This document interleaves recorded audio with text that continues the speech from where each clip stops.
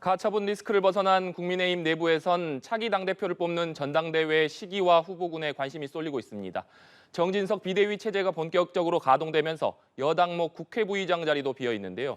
뉴스 1번지 1번지 현장, 오늘은 국민의힘 최다선 의원 중 한 분으로 국회 부의장과 당권주자로 거론되고 있는 정우택 의원과 함께 자세한 얘기 나눠보겠습니다.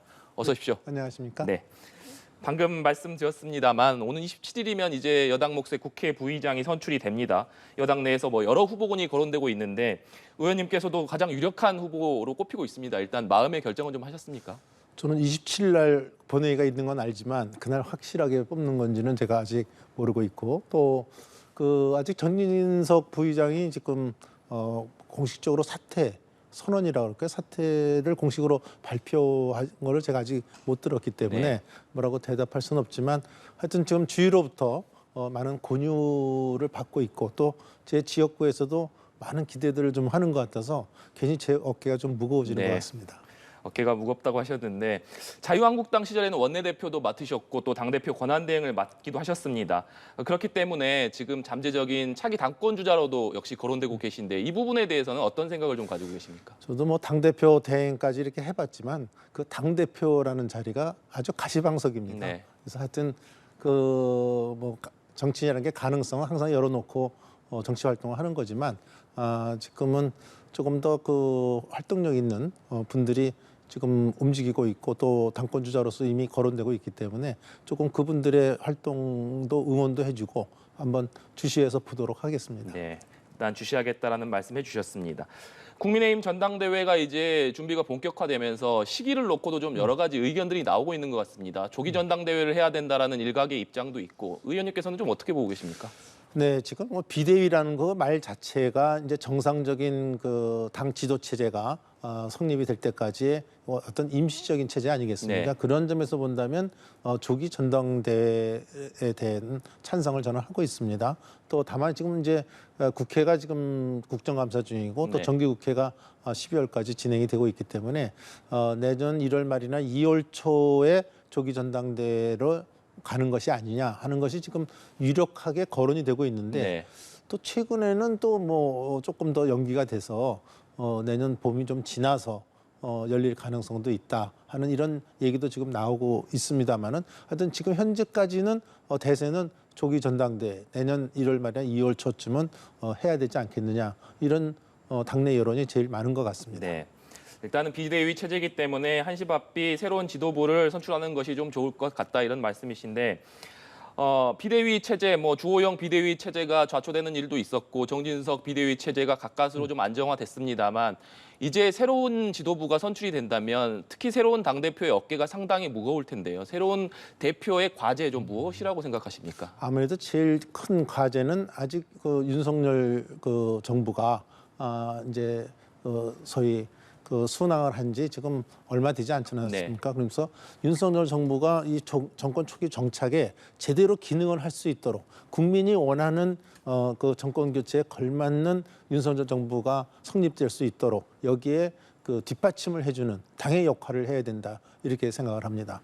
두 번째는 이번에 뽑히는 당 대표는 내후년에 있을 총선을 치러야 될 우리 네. 간판이 되지 않겠습니까? 따라서 합리적 공천과 또 총선을 승리로 이끌어갈 수 있는 사람이어야 된다 이렇게 생각을 하고요.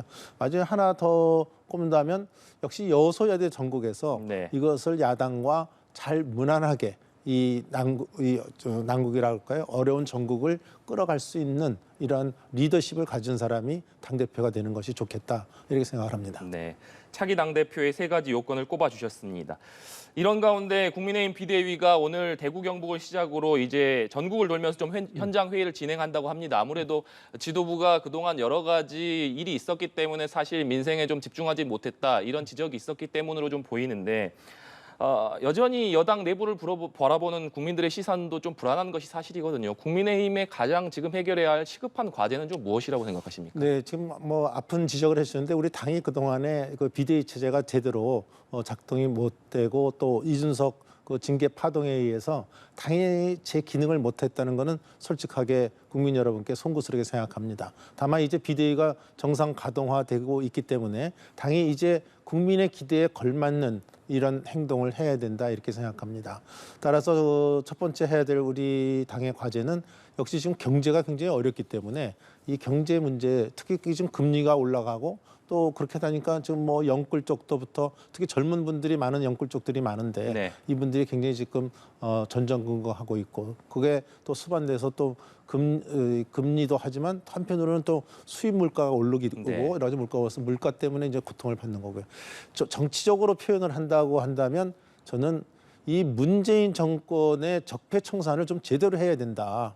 이게 큰 과제입니다. 네. 그러니까 문재인 정부가 잘못했던 어떤 정책 또는 방만하게 운영했던 예산 또는 조직이나 제도 이 비정상으로 된 거 이거 정상화시키는 것이고요. 또 한 가지는 그렇게 하기 위해서는 문재인 정부 때 임명됐던 또 문재인 정책을 추종했던 사람에 대한 교체가 네. 확실하게 이루어져야 됩니다. 근데 윤석열 정부가 지금 지난지 지금 꽤 이제 100일도 지나고 이렇게 지났습니다만은 하여튼 지금 이러한 여러 가지 제가 지적한 이러한 사항에 대한 종합적인 문재인 정부의 적폐청산 이것을 빨리 가속화시키는 것이 당연히 좀 국민들의 기대에서는 이런 것도 지금 해야 되고 이런 네. 거는 범법 처리 빨리 해야 되고 이렇게 해야 되는데 이게 속도가 지금 안 나고 있기 때문에 여기에 대한 우리 이 과제를 빨리 지금 당과 정부, 윤석열 정부가 힘을 합쳐서 해결해 나가야 된다 이렇게 보고 있습니다. 네.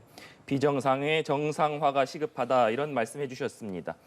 현안 얘기도 좀 해보도록 하겠습니다. 이 최근 정치권에서 가장 뜨거운 이슈가 되고 있는 것 중에 하나가 바로 전술핵 재배치 문제입니다. 아무래도 북한이 계속해서 핵과 미사일 위협 수위를 높여가고 있는 상황이기 때문에 정치권에서도 이에 대한 많은 얘기들이 좀 오고 가고 있는데 일단 여당을 중심으로 해서 북핵을 억제하기 위해서 전술핵이 필요하다 아니면 핵무장이 필요하다 이런 목소리들이 좀 나오고 있는 것 같습니다. 의원님 생각은 어떠십니까? 글쎄요. 개인적 생각을 물어본다면 요새 북한이 하는 행동을 보면 우리도 하나 전술핵 배치를 좀 해야 되지 않나 이런 조금 생각을 갖게는 됩니다. 다만 이것을 결정하게 되는 과정에는 대단히 신중한 입장을 가져야 된다는 점을 좀 강조하고 싶습니다. 네. 지금 이 문제에 대해서 주한미군의 어떤 전술핵 배치 문제 또 나토식의 북대서양 조약기구의 나토식의 공유 형태의 그 핵 공유 이런 얘기도 하는 분이 있는가 하면은 또 절충형으로 미국의 그 핵 자산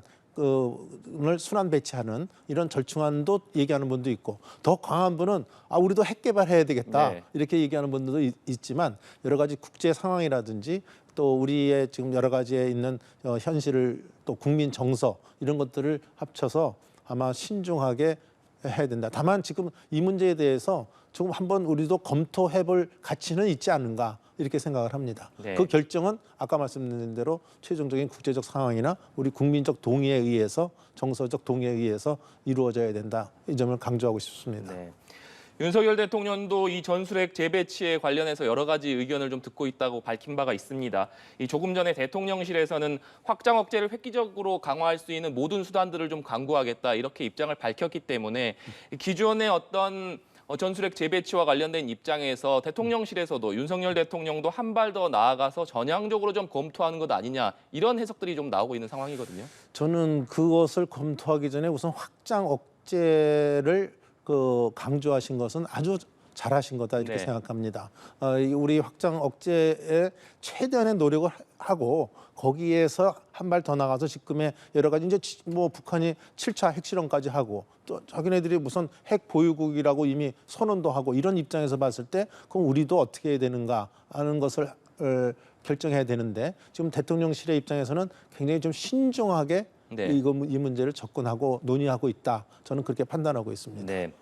이런 가운데 정진석 비상대책위원장이 이 북한이 7차 핵실험을 강행할 경우에 한반도 비핵화 공동선언을 파기해야 된다 이런 주장을 했습니다. 이 주장에 대해서는 좀 어떻게 생각을 하십니까? 이미 그렇게 핵 보유국이라고 선언을 하고 있고 지금의 그 여러 가지 미사일 실험을 계속하는 거 더군다나 지금 7차 핵실험 문제 이게 나온다면 네. 사실은 이제 그 비핵화 공동선언은 이미 그 문서가 종이 조각이 된 것이죠.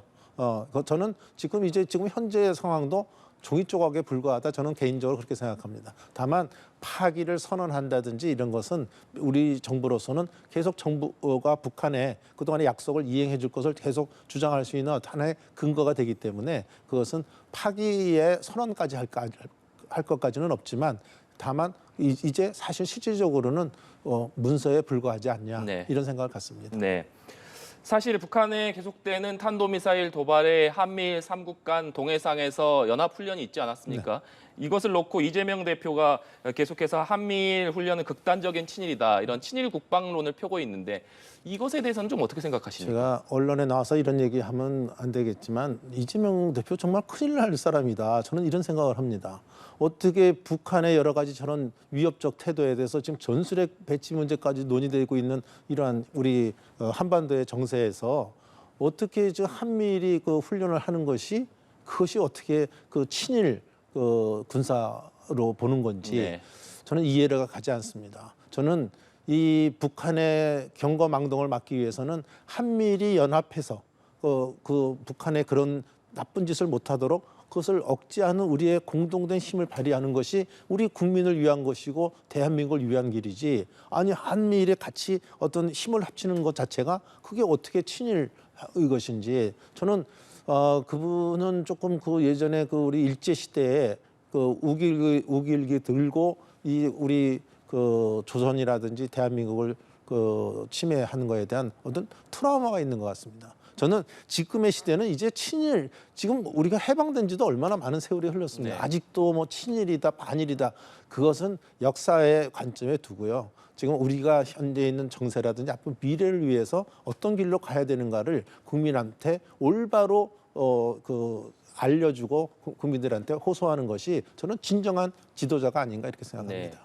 그렇다면 이재명 대표가 이렇게 친일 프레임을 계속해서 강조하고 있는 이유는 좀 뭐라고 생각을 하십니까? 저는 한마디로 요새 사법 리스크가 조여오니까 그것을 탈피하기 위한 정치적 꼼수가 아닌가 이렇게 생각합니다.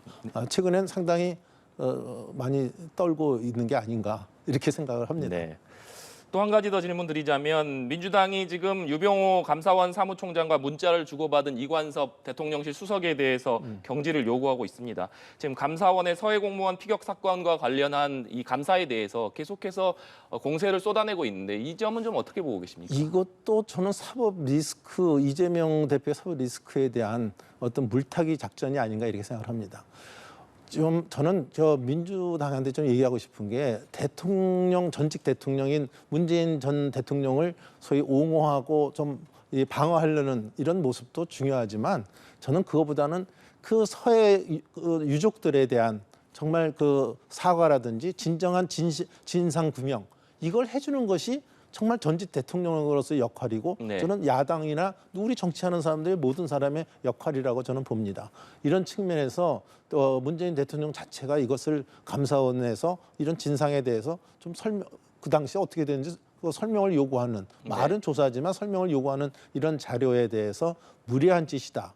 또 전직 대통령에 대해서도 좀 감사원에서 총 4건을 그 질문서를 발부한 바가 있습니다. 네. 그래서 새삼스러운 것도 아니기 때문에 이것을 우리 국민을 조금이라도 위하고 국민의 안위를 위해서 노력했던 대통령이었다고 한다면 저는 기꺼이 좀 설명해주고 또 감사원의 요구 자료에 기꺼이 응해주는 것이 저는 전직 대통령의 떳떳한 자세다. 저는 이렇게 생각합니다. 네. 한편 지금 국회에서는 계속해서 국정감사가 진행되고 있는데 어제 국정감사에서 이 김문수 경사노위 위원장과 민주당 윤건영 의원이 충돌하는 일이 있었습니다.